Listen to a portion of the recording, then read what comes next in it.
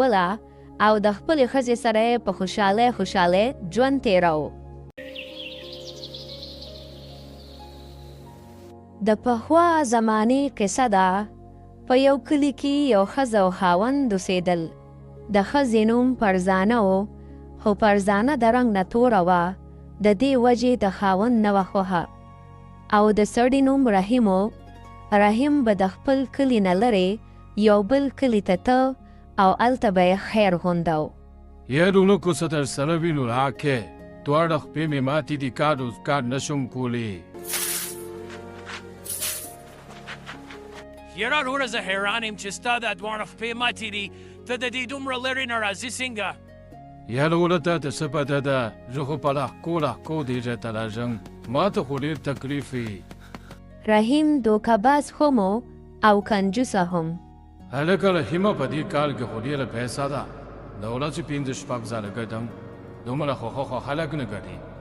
او دغسې رحیم روزانه خیر غوسته او پیسې به یې جمع کولې.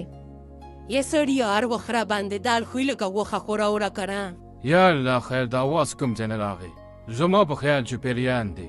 یا الله خیر، یا الله ته مونږ وساتې. پیریان نه دي، زه درته خبرې کوم. یا دا تور رنګ دې روږ شه، د شپې ښکار یم نه، ما وی که پیریان دي. ګوره ما پسې ټوکې مه کوه، که توره مه خو الله پیدا کړیم، دې کې زما څه ګناه ده؟ او دغسې به هره ورځ د دوی دواړو دغه جنګونه وو. په دې کلي کې یو بل هلک و چې د هغه نوم فرید و. د فرید د میوې یو ورکوټي شان دوکان و. لږ ساعت پس فرید له رحیم راشي. یا لکه څنګه وایه که نه، میوه ارزانه ده که ګرانه؟ میوه خو به درکم، خو یو تپوس مې درنه کو.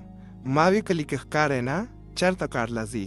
زه خو نوراباد کلي ته ځمه، هلته زما د کپړو کارخانه ده، غټ کاروبار مې دی، یو ډېر ښایسته کار مې چلېږي. ښځه ته داسې وکړه داسې خرابه شان میوه ترې راکړه چې ښه ارزانه وي، یو میخه مې ساتلې د هغې راوړم. او دې نه پس فرید رحیم له ټوله خرابه میوه راټوله کړي او ورکړي. دا واله ټولې میخې میوه مې راوړه، اوس ورته کښېنه او ویې خوره. دا خو دې راله بیا ټوله خرابه میوه راوړه، پوره یو میاشت پس راولي او هم خرابه.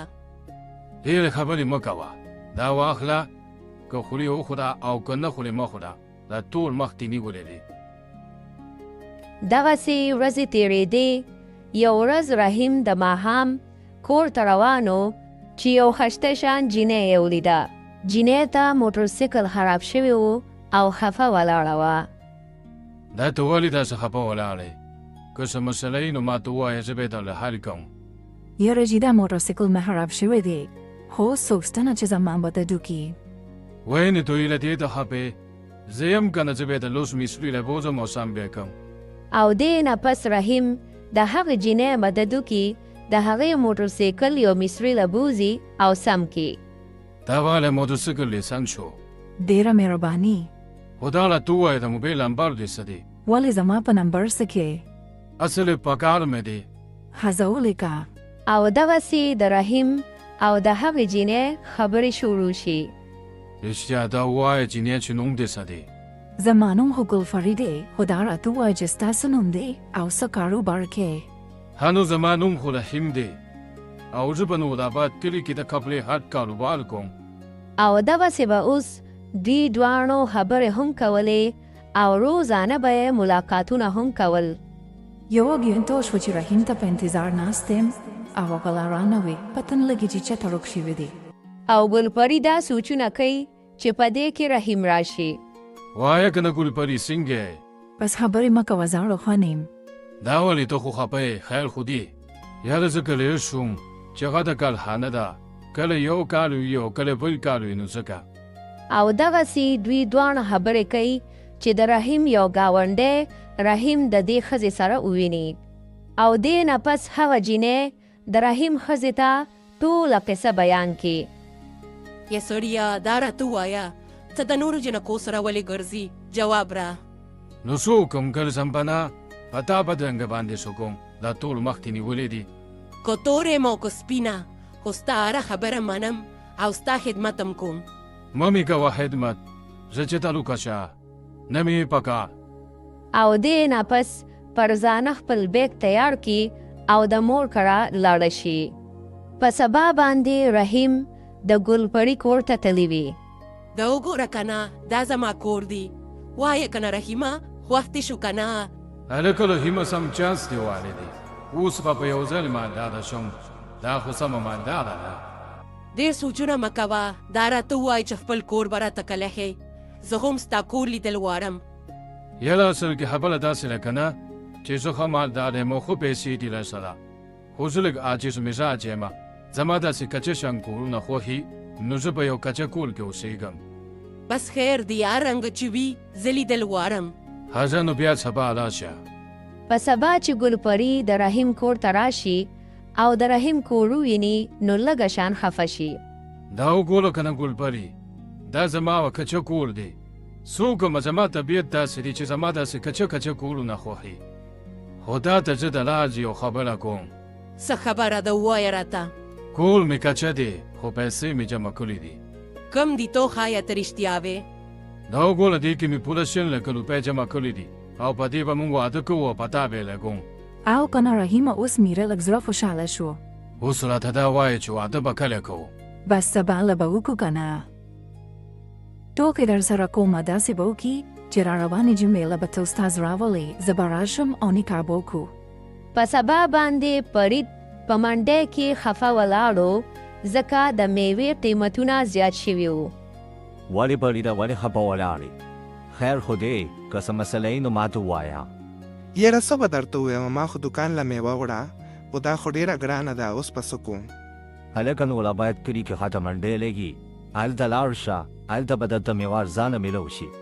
او دې نه پس فرید نورآباد کلي ته د میوې اخیستو دپاره روان شي او په نورآباد کلي کې رحیم خیر غواړي چې فرید یې وویني. یلکه رحیمه دا ته څه کوې ته خو خیر غواړې. دا ستا د کپړې کاروبارو. زه خو به اوس کلي کې ټولو خلکو ته ویم چې رحیم هلته خیر غواړي. هلکه رحیمه هسې به م هفته پس ګلپري سره واده کې او مالداره به شي نو بیا خیر سره غواړي. یا بریده خدای ته وګوره کلي را باندې خبر نه کې ګوړو به مې شرمې. نن نه پس به نه غواړم بس دی. دغسې ورځې تېرېدې د جمعې ورځ راغله. رحیم استاد راوستی و او د ګلپري انتظار یې کولو او لږ ساعت پس ګلپري راشي. رحیمه زه راولم خو لږ ناوخته شو خفه نه شي وایه اوس به څه کوو. او که نه موږ سره خو دې غم کو. زه راځه کښېنه چې نکاح رالې وتولي. د نیک کار نه مخکې اول خلک خوله خوږئ اورېږه شربت به اول وڅښو بیا به نکاح وتړو. دې نه پس ګلپري شربت تیار کی خو په هغې کې د بېهوشه کېدو دوی واچوي. دا واله شربت خوښه شته یخ شربت مې درله وکړو. او دې نه پس چې دوی هغه شربت وڅکي نو بېهوشه شي. او بیا ګلپري د رحیم هغه ټولې پیسې د ځان سره بیگ کې واخلي او لاړه شي. لږ ساعت پس چې رحیم په خوش کې راشي نو حیران شي. خو بیا چې رحیم خپل بکس کولو کی نو هغه هم تش وي او رحیم نور هم پریشانه شي. او دې نه پس رحیم په منډه منډه د ګلپري کور ته لاړ شي. رحیم د کور تلې ووهي او انتظار کوي چې یو سړی راوځي. یارو راته څه وکړي؟ وختي راځه دلته اورېرو رسله راوړئ. یاره چې هغه لور ته دې اواز که ګلپري ده زما ورسره لږ کار دی. دا ته څه ویې لیونې که سمې زما لور خو نشته زه خو دلته یوازې اوسېږم. دا ته څه وایې ماما ولې هغه ګلپري جینۍ چې واده ته راوسته شوه. ورور هغه خو نن تللې ده. دا خو زما کور دی هغې ما نه یو څو ورځو لپاره اخیستی و. وی خرج شومه. او دغسې رحیم سره هغه ګلپري جینۍ دوکه وکړي. رحیم د پیسو نه هم خلاص شي او په لاس هم څه ورنه شي. یاره واقعي چې زما ښځه ټوله ده خو د زړه نه مخلصه او وفاداره ده. زما یې ټول عمر خدمت کړی دی او زما یې هره خبره منلې ده. رحیمه دا ته د هغې ازاد ووارې.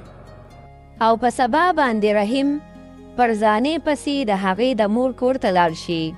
پر ځانې زه تا پسې راغلی ما به تا ډېر ظلمونه کړي دي. ته مې ډېره خفه کړې.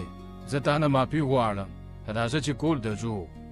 زه به چې لاړه شه خاوند درپسې راغلی دی خپل کور مه ورانوه. دې نه پس رحیم خپله ښځه واپس کور ته راولي او هغې ته ټوله قصه بیان کړي. زهر د سړیه زه در سره یم که نه؟ ته رښتیا وې؟ او که نه سړیه بس هر څه چې وشو هغه پرېږده، خو بیا دپاره داسې کار مه کوه د غلط کار غلط انجامي.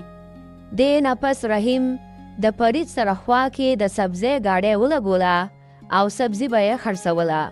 الوګان والې، پیاز والې او راچې ټماټر هم والې.